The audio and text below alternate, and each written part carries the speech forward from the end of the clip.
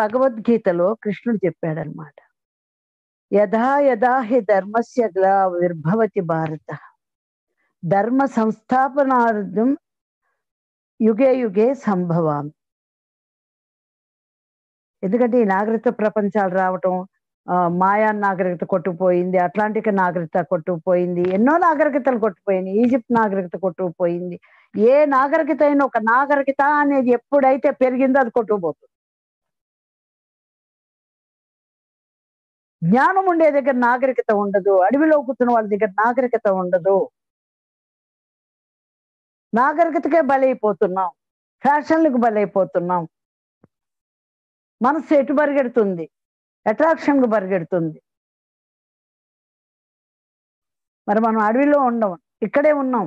అన్నీ ఉండాలి, కానీ వాటిని అంటకుండా ఉండాలి, తామరాకు మీద నీటి పుట్టులాగా.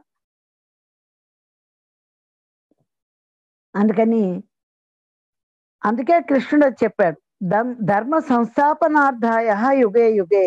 ఎందుకు యుగ యుగం ప్రతి యుగానికి కూడా ధర్మ సంస్థాపనార్థం ఎందుకు రావాల్సి వస్తుంది అంటే, నాగరికత ఎక్కువైపోయి సత్యం మరుగునిపోయి. ఎందుకంటే అందులో జ్ఞానం లేదు. ధ్యానంలోనే జ్ఞానం ఉంది. ప్రతి ఒక్క మనిషి ధ్యానం చేయాలి అని మనం చెప్పేది అందుకే.